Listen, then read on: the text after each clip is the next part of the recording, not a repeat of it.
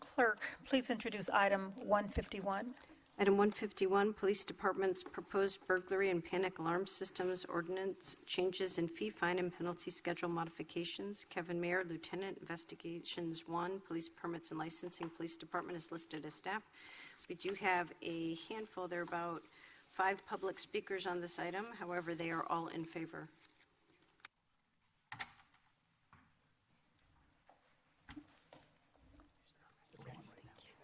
How much time would you like for your presentation?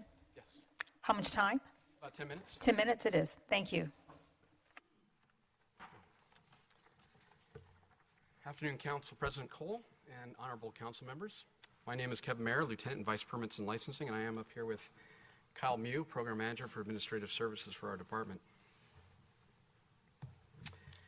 So today, the San Diego Police Department, we've made significant changes to the alarm ordinance that we're seeking approval for. We've also revised the permit fees, fines, and penalties that we're looking to have adopted, as well as to amend the fee schedule maintained in the office of the city clerk.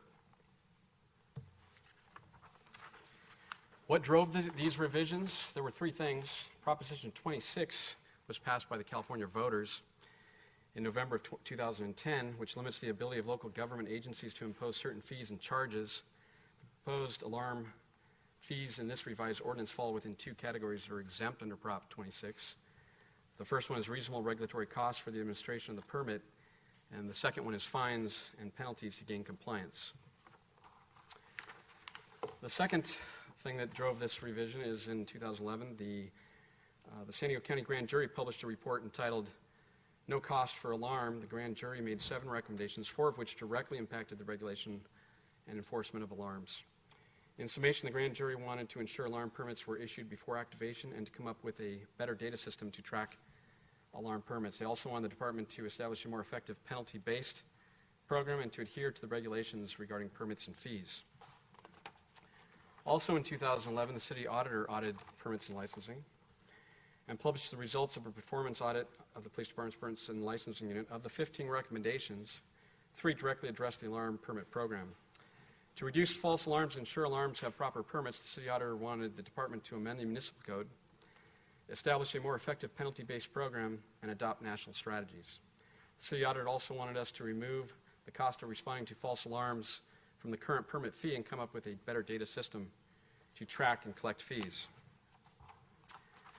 To address the recommendations made by the grand jury and the city auditor and to be in compliance with Prop 26, the police department purchased a new software program called CryWolf for the tracking and management of false alarms. The police department also reviewed the San Diego Municipal Code and made changes to the current ordinance to better regulate the alarm industry and reduce the number of false alarms.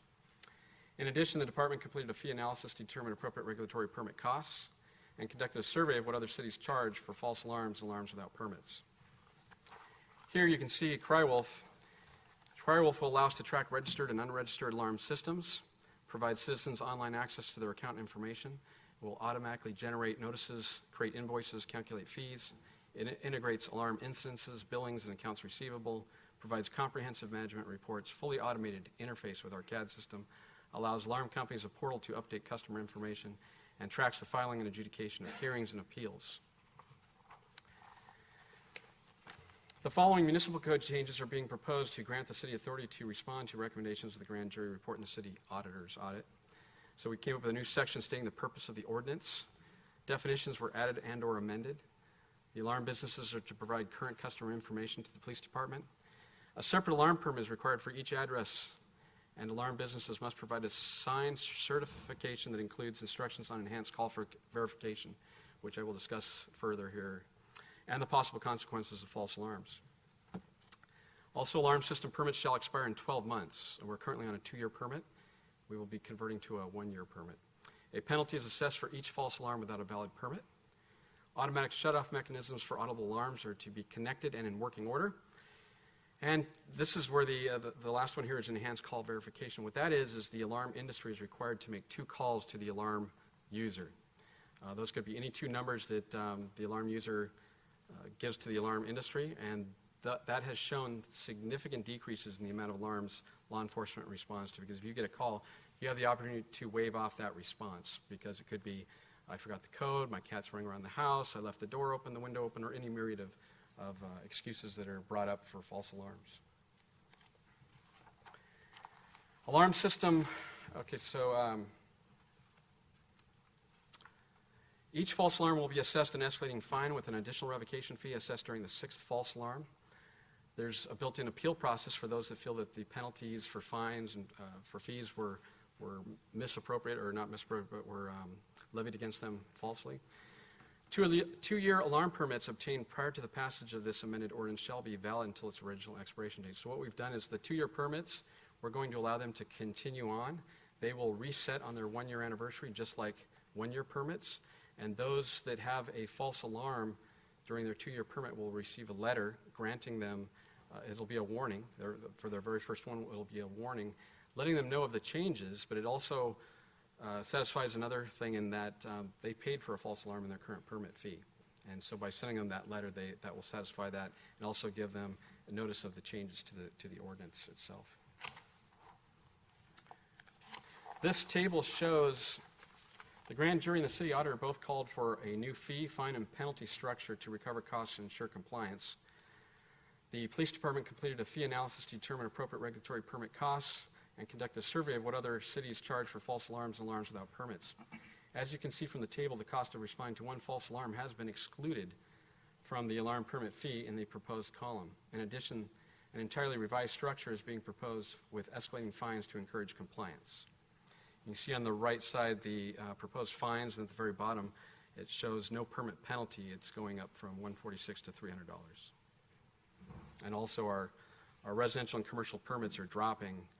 You have to understand that's a 2-year permit in that column. It's going to a 1-year permit, $10 for each. Fiscal considerations. Based on the above chart, the police department estimates the proposed changes will generate an estimated $1 million in alarm permit fees, fines, and penalties as compared to the $2.7 million of revenue currently generated. This is an estimated overall reduction of $1.7 million in general fund revenue. $600,000 of the overall $1.7 million decrease is primarily due to the exclusion of costs associated with responding to one false alarm, which is included in the current permit fee. The remaining $1.1 million decrease is due to enhanced call verification, which is estimated to reduce false alarm responses by law enforcement by at least 70%. In closing, the proposed changes in this ordinance are in compliance with Proposition 26 and meet the recommendations made by the 2011 San Diego County Grand Jury Audit and the City Auditor's Report. Public safety will be enhanced by freeing sworn officers time that otherwise would have been spent responding to false alarms. And thank you for your time. Questions? Thank you. We do have public speakers. Clerk, please proceed. Yes, we have only speakers in favor, beginning with Robert McNamara. Mr. McNamara, please come forward. He'll be followed by Kathy Rempel, followed by John Sargent, followed by Ronald Walters. And please do come forward when your name is called. There are empty seats in the front that'll help facilitate testimony. Robert McNamara, followed by Kathy Rempel, followed by John Sargent.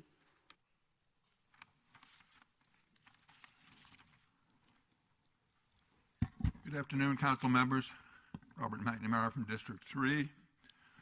I remember testifying before the Audit Committee back in 2011, supporting reforms in the police department's monitoring of burglar alarms.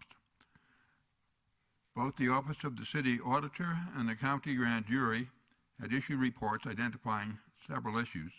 Among those issues were there were too many alarms in service for which permits were allowed to expire due to reliance on the manual system. The city was losing money for failing to collect on all these permits. There were too many false alarms, resulting in wasted police time in responding. And there was little cooperation between the police department and the burglar alarm companies. These proposed changes address all these issues. A new software program will keep track of expiring permits. The burglar alarm companies have agreed to make 2 phone calls to the alarm owner when an alarm goes off before the police are dispatched. This will reduce the police time in responding to false alarms by an estimated 70%. Although the fees are being reduced, the reduced revenue will be offset by a more efficient use of police time. I support the staff recommendation. Thank you. Thank you. Kathy Rempel, followed by John Sargent, followed by Ronald Walters. Good afternoon, distinguished members of our council and ladies and gentlemen. My name is Kathy Rempel. I have a security company, a 26-year-old security company here in San Diego. I am the past president of the San Diego Security Association and the immediate past president of our California State Security Association. I'm here today to share with you that we are very much in favor of this ordinance. I personally have worked on this for 7 years and watched many different faces come and go. We have a best practice here that is truly getting to those that need to learn, which is the end user, and how we can change behaviors to reduce those false alarms. You will hear from my colleagues that we agree with this, not just on a local level, but a state level and a national level as well. We are here to answer your questions, and truly, I cannot share with you as much as I possibly can today that this is a true partnership. When I'm listening to the San Diego Police Department talk about their knowledge of our industry and the security systems, they truly have gone above and beyond to understand it, and we have gone above and beyond to understand what their issues are as well too, to work together. We look forward to continuing this partnership, and thank you so much for your time today. Thank you. John Sargent, followed by Ronald Walters. President Cole, honorable members of the City Council and representatives, I'm John Sargent with the Security Industry Alarm Coalition in North America. It's known as SIAC, S-I-A-C. I'm also a past president of the California Alarm Association, and I have been engaged with both your police and fire departments through this process. The burglar alarm piece since 2011 from the grand jury report. I also worked with Chief Maynard in between then and now to get your fire alarm ordinance done and in place.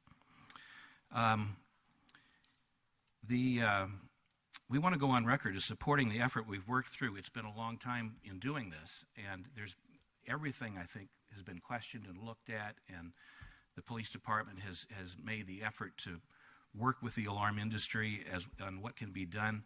We have provided what we call best practices, which are included in the ordinance, and the proof is the success of the cities that we've worked on similar ordinances in throughout the country, that once these are put in place and the program is managed, it has to be continued, to be managed, false alarms will drop dramatically in the city. So it's a win-win situation. When this ordinance is passed, we're going to assist the police department too, because we know going forward that all new alarm users will have to get a permit with the alarm company assisting with that first permit and getting the fee paid, so everyone is in the program. But we've got this large group of people now in the city that have alarms. Some have permits, some don't have permits. And so through the California Alarm Association, we're going to be getting the word out to all of the alarm industry, and I personally will be getting the message out to all the national companies through our National Electronic Security Association. It'll be a one-time project. It'll take a little bit of time, but I tend to believe, based on the population estimating about 1.3 million in your city, I think you're probably going to see the 40,000 estimated permits probably double in your city, I think, once we get everybody on board. So I just want to encourage you. It has been a long, long time. We've, I think, covered everything. Very happy to see it get to this point, and I'll be here if there's any questions anyone has, or any concerns that come up. Thank you. Thank you. Ronald Walters, and as Mr. Walters is coming forward, let me note that Christopher Quast also submitted a speaker slip in favor, but he did not wish to speak. Go ahead, Mr. Walters. You'll be our final speaker. Good afternoon, President Cole and esteemed council members. I've traveled here today to voice my support of the ordinance that is in front of you. I am a director with the Security Industry Alarm Coalition. My primary responsibility in life is to review ordinances from every jurisdiction in the country, as well as work in a coordinated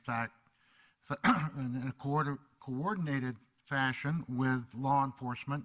The Security Industry Alarm Coalition has extremely strong ties to all of the national law enforcement groups, from the International Association of Chiefs of Police, National Sheriff's Association, and the State Association of Chiefs of Police. We work very closely with them. I know from following ordinances around the country and from writing many ordinances myself and helping amend ordinances that what you can expect from this ordinance is that after a couple of years of enforcement, we have reports from numerous law enforcement agencies that 85% of your registered alarm users will have no dispatches, period, in any given 12-month period. Another 8 or 9% will only have one, leaving a very small number of people that will be subjected to the most onerous provisions of the ordinance, as it should be. As Mr. Sargent said, we're here to support you. We're not just going to come in here today and walk away. We are celebrating 8 years of getting this on the table with you, and we hope that you will pass this measure today. Thank you. That concludes the public speakers on this item. Thank you. Turning to council member questions and comments, Council Member Bree. Right. First of all, I want to thank you, Lieutenant, and the police department and the alarm industry for working together to bring this forward to us today. I have one question to start. How much time do you think the police department spends every year responding to false alarms? Good morning, Councilmember. Thank you for that question. We spend approximately 20,000 hours a year responding to false alarms. And how would you quantify that in terms of dollars? Close to $2 million. Great.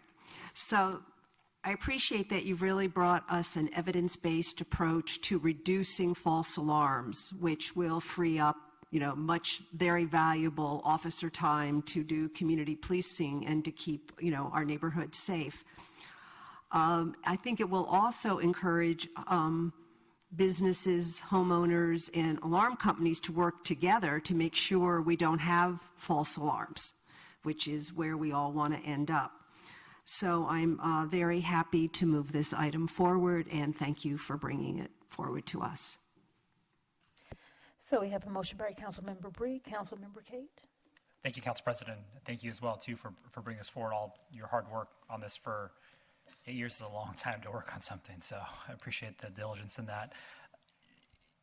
In terms of, so we have 40,000 alarm permits. That's both residential and business, correct? Correct.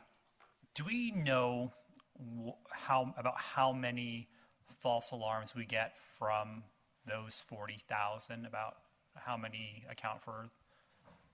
I don't have that here broken down by residential versus commercial, but I could check with our crime analysis unit. Anecdotally, do you think it's more businesses than residential? There's more residential permits. Okay. So Interesting. I can make the assumption, but I don't know for sure. Okay. In terms of the enhanced call verification, this may be a question for the alarm folks. I don't have an alarm, so I don't know how this typically works. And the staff report noted it's for business. Does that also happen for homeowners as well, too? Does the same thing apply for that? Yes. Do you mind just going to the mic to say yes?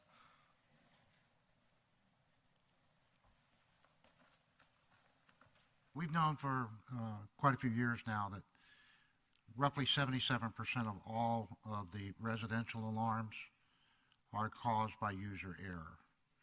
And part of that process is we are calling these customers when they've tripped their alarm to try and make contact, but we're not reaching anybody. They're not answering the phone. And quite honestly, if you have user error, somebody's got to be there. But with the advocation of the population of cell phones increasing as it has, we now make the second attempt to contact that end user is via cell phone. And they're sitting in the driveway or they're a block down the street. And so on the cell phone, they're able to cancel and say, no, I just left the house. And that's why it's just so successful. It's less successful on the commercial side, but it's probably 5 residential or even more to every commercial alarm. So it's very, very, very successful on the residential side. So on the residential side, then you're not necessarily seeing a lot of folks, and I don't know if PD can back this up, where PD is actually responding to the calls because of the verification process on the residential side. As the two-call verification has gathered momentum, a lot of alarm companies are already doing this voluntarily. There are those that won't unless you require it, and so that's why we like to see it in an ordinance. And it's easier for us to educate the alarm companies as well as the consumers. I get it. Okay, so those who were refusing to do before now will be required to do so under the two-call verification that we put in this. For PD, is that correct? Yes, it's not currently in our ordinance, and we have included it in, and it will be mandated. Perfect. Thank you. Part of that process, if I may, especially and in particularly on the commercial side, you'll have a large box retailer that has 1,000 outlets across the country and one security director. And if you give him a choice about will you dispatch the police immediately or will you make a couple of phone calls, he's going to say, I want the police dispatched immediately. In the meantime, the central station now is the compliant company, and they're the ones that are actually making the phone calls, so they don't have to ask permission of that security director. It's a law, it's a requirement, and they comply. My last question, sir, and you have 1 minute to answer, is in regards to outreach and how, for other alarm companies as well too, along with PD, are notifying users, whether it be residential users or business owners, regarding this ordinance, what's required of them. I would imagine they'd be excited to pay less in fees, personally, but how are you doing the outreach side? Well, that's up to the individual companies. All I can do is bring it to the companies. All any of us can do is bring it to the companies. But most will you do that? I'm sorry? Will you do that? Or of course we do that. Okay, perfect. Yes. Yeah. Okay. That's all I wanted to know. Perfect. Okay. And I'll second the motion. Thank you. Council Member Ward. Thank you, and I definitely want to appreciate all the time and effort that it sounds like 8 years went into studying this, and from time to time it's good to update policies and try to better align where the monies are coming from and what the public benefit is that we're trying to deliver out there. After looking at this, though, there's one thing that really is sticking with me, and that's the first, the fine for the first offense, the first penalty. I'm just trying to think about how this would play out in practice if I'm a homeowner or a business owner not there at the time, and the alarm goes off, and you don't know if there's a sensor malfunction or if the door blew open. Do I have to make a call whether or not I'm risking a $100 fine or getting the police out there? I think the reason we want people to sign up in the first place is peace of mind that somebody will respond. So I think that puts a lot of San Diegans in a tricky position, and I guess what I would like to see is having that first fine stricken for one false alarm in a 12-month period, but recognizing that that's your one grace period. If you are a habitual offender of this, that I do agree there could be an escalating fine structure. I guess I wanted to see what your response would be to a proposal such as that. Yeah, in a sense, that first false alarm has been removed. I mean, you look at the fee structure, the way they're currently paying for that false alarm right now in their permit fee. We have removed that, and we're now only charging them $10. So for those that don't ever use it, we'll never have to pay that extra money. If they, in fact, have a false alarm that they chose to, yes, please have the police respond, I can think of no reason why my alarm's going off and respond and we find out it's false. There is an appeal process. They have the right to appeal it if they feel that they were wrongly penalized. But and I noticed that, and I don't want to shift the workload of officers responding to officers in the chief's office having to respond to a lot of appeals. Again, in practice, I recognize what you're saying. We're shifting it from the upfront being a user. That's a significant savings, but what's going to happen is a lot of constituent calls coming in angry that they're getting fined for one offense. Is that really a fair structure? And I look at what some of the other cities are doing here across the region. I know Chula Vista, this, as you're proposed, would be similar to Chula Vista, but there are so many others out there that have, I think, a much more fair system for the users, and wonder why we're not looking at some of them. La Mesa, for example, has no permit cost and no fines until the 5th alarm. National City has a $20 permit cost, no fines until the 3rd alarm. Oceanside, no permit cost, and you get a grace on the 1st alarm, but your fines start on the 2nd. Poway, $69 up front, but no fines until the 3rd. San Francisco, no $45 up front. Your first one is a grace period, and then your second one incurs a $100 fine. So I think that, I would like to be able to see San Diegans actually, accidents happen, false alarms happen. I don't want anybody to feel after the fact penalized for something that they were having to exercise the right to be able to have somebody respond and check out an incident when the alarm goes off. So for me, my opposition comes not from all the rest of the hard work that you've done on this today, but I just think that not giving people one chance in a 12-month period is a little too much for me. Just one other comment to that. So besides removing it from the current cost, both the city auditor and the county grand jury both recommended that we have a more effective penalty-based program to gain compliance. Well, and then that's subjective, right? That's us as policymakers to decide what that means. And so for me, I think that one grace period, but having an escalating fine from the second offense upwards is appropriate and does meet the auditor and the grand jury's request as well. Thank you. Thank you. Councilmember Gomez. Yes, thank you. Thank you, Lieutenant, and thank you, Police Department, for presenting the amendment that today. Definitely appreciate the recommendations, especially being that we're following up on an audit that was created, and these are some of the changes that are being proposed. I really appreciate that. A reflection of how we can improve our public service, and this specifically reflects that. Definitely think that today's recommendations on changing the way that we operate this service can, as Barbara, Councilmember Bree, questioned today in regards to what it would do to free up some time of our police officers, since they do have to respond to some of the false alarms, can result in having more of our police officers responding to actual community crimes or issues related to the community safety. So if we can move more resources in ensuring that our communities are safe, I'm all for, and this can do that. We have evidence. This is something that when it was brought to committee, to the budget committee, I said that being that we're changing a new structure, we're changing something that will be new, I would love it that if it does move forward, that we come back and report on how it's doing. I think it's very important, and I'll be happy to support today's motion. So thank you. Thank you. Just a comment. Users are getting sufficient notice that this is happening. Yes, we're not only working with the alarm industry and the businesses, but we will also be publishing this on all of our social websites, the city's website, the department's website, and all of our area stations. Going into effect when? July 1st. July 1st of this year. Correct. Ooh, okay. Thank you. Councilmember Zapp. Thank you. I have a couple questions. First, the proposed, the escalating fines, 1, 2, 3, 4, 5, is that, it doesn't say if that's within an annual 1-year period? Yes, that will be within an annual period, so it will reset every year. So if they were escalating and they're up to 300, the next year it'll start over at 100. Okay. And the same for the existing 2-year permits on their year anniversary.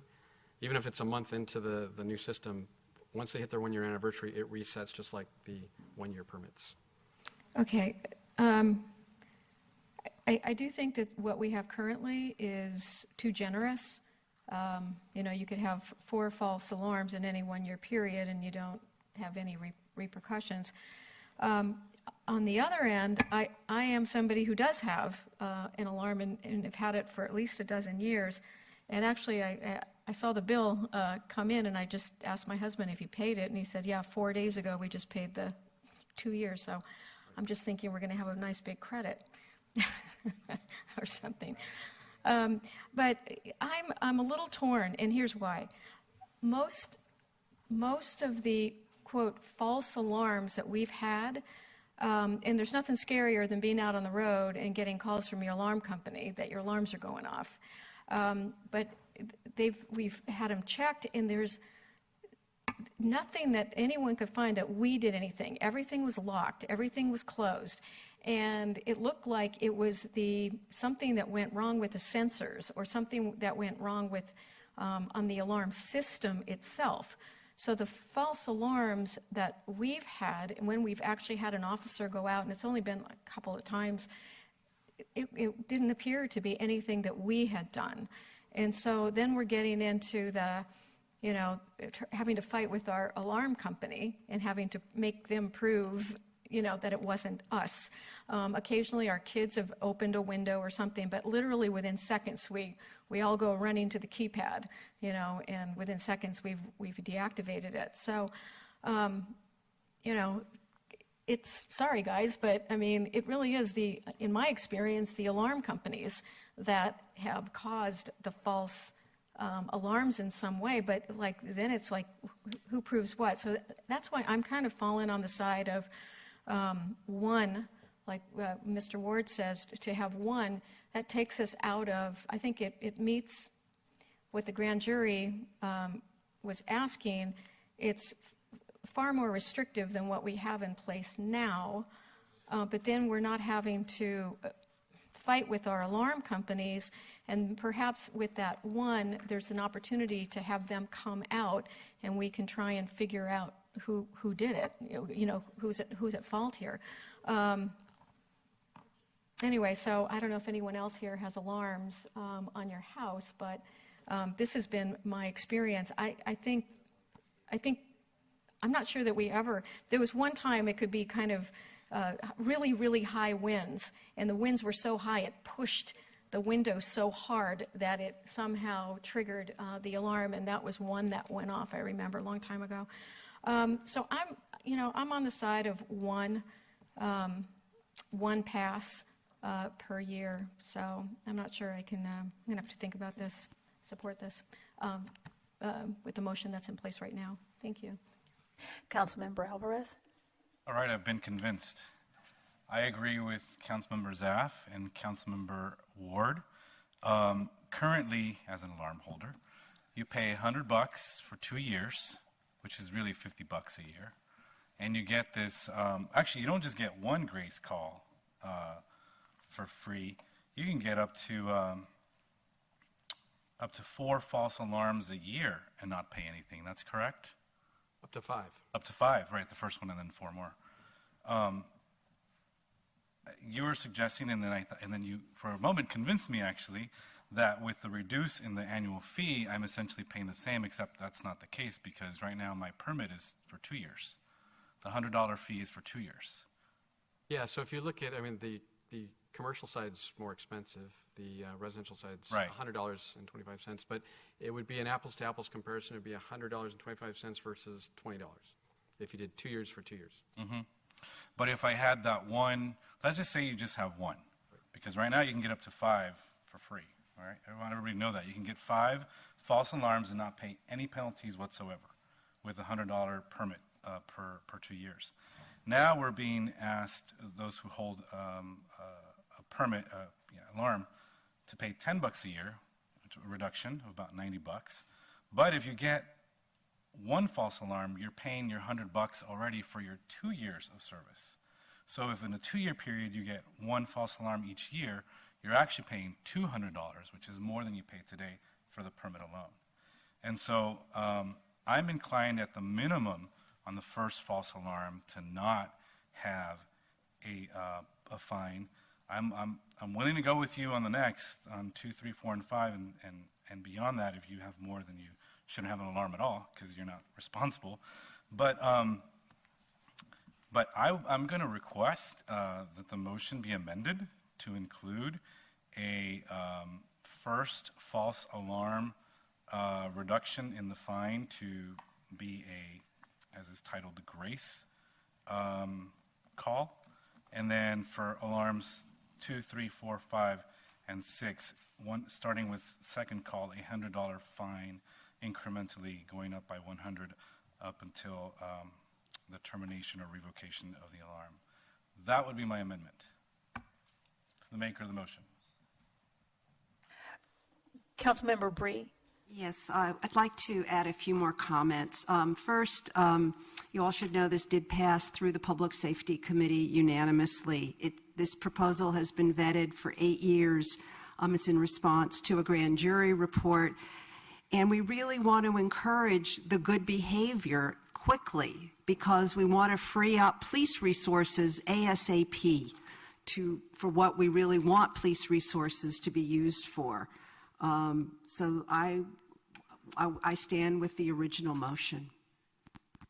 All right. Well, with my remaining time, or did you want? I wanted the pause? city attorney Okay. to chime in on this.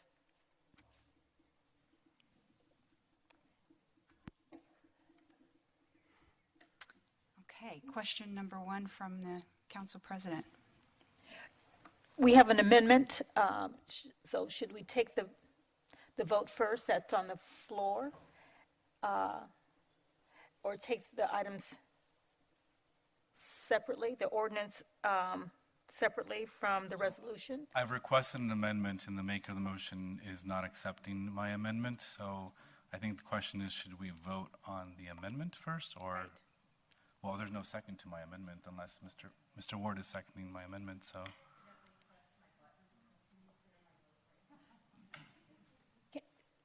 Yes, clear. Yes. Everything's cleared. So how do we proceed? So you had a on the motion motion and a that's on second, the and floor? now you've had a motion and a second to amend the original motion, correct? The original motion was to introduce the ordinance and adopt the resolution. The motion to amend is to amend the original motion to do what? If it is to recognize that there is no initial fine for the first alarm in a 1-year period, as I understand it from Ms. Folkman, that would require that we introduce the ordinance as amended and that we amend the fee resolution to reflect the change in fee. So you would vote first on the amendment. If the amendment passes, then you would vote on the main motion. Before you would vote on the main motion, however, we would want to make sure that we had drafted and put up on the board for you the interlineation to introduce the ordinance as amended, just as we did on the last item.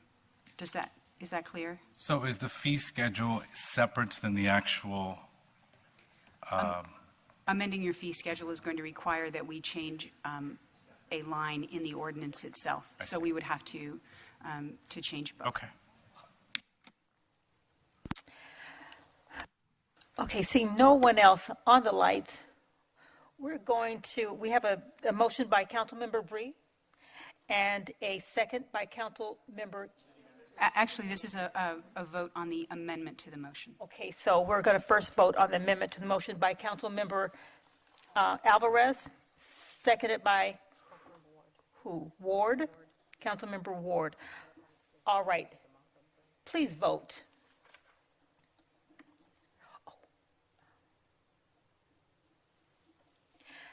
All right. Please call the roll. And that fails with a vote of 3-6 with Council Members Bree, Council President Pro Tem Kersey, Council Member Kate, Council Member Sherman, Council Member Gomez, and Council President Cole voting no. Okay, now we're going to go back to the original motion by Councilmember Bree and a second by Councilmember Kate. So please vote. Yes. Please call the roll. And that passes 6-3 with Councilmember Zapp, Councilmember Ward, and Councilmember Alvarez voting no. Okay, thank you, gentlemen. Thank you.